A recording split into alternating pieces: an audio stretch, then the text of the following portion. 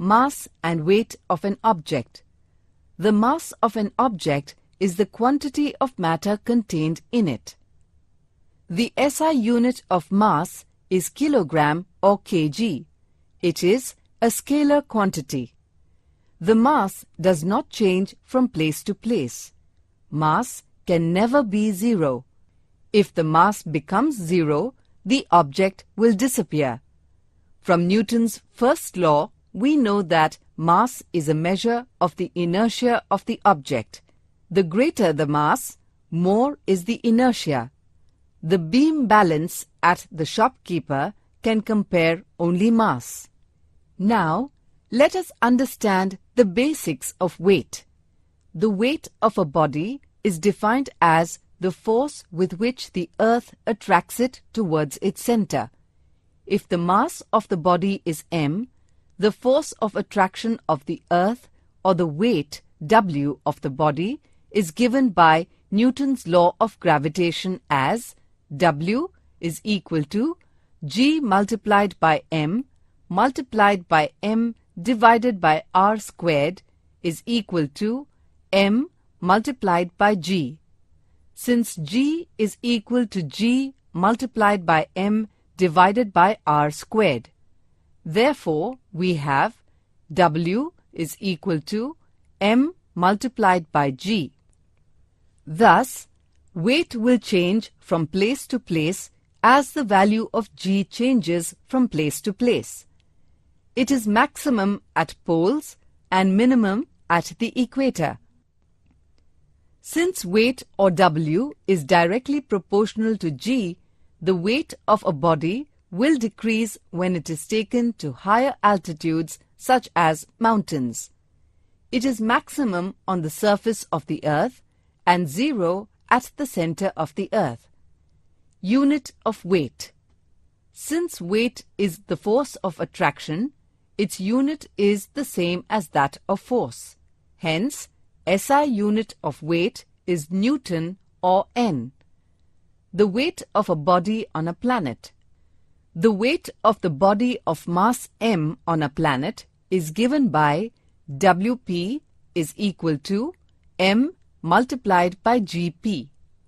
Gp is the acceleration due to gravity of the planet and is given by Gp is equal to G multiplied by Mp divided by Rp squared, where Mp and Rp are the mass and the radius of the planet respectively. Since Mp and Rp are different for different planets, the weight of the body will be different on different planets even though its mass remains constant. Students, with this we have come to the last part of this chapter, which deals with free fall of objects. Free fall. You must have seen leaves on trees drying up in summer. You must have also seen ripened fruits on trees. What happens to these leaves and ripe fruits? Assuming that you do not touch them, what will happen to them over a period of time? Well, they will fall to the ground.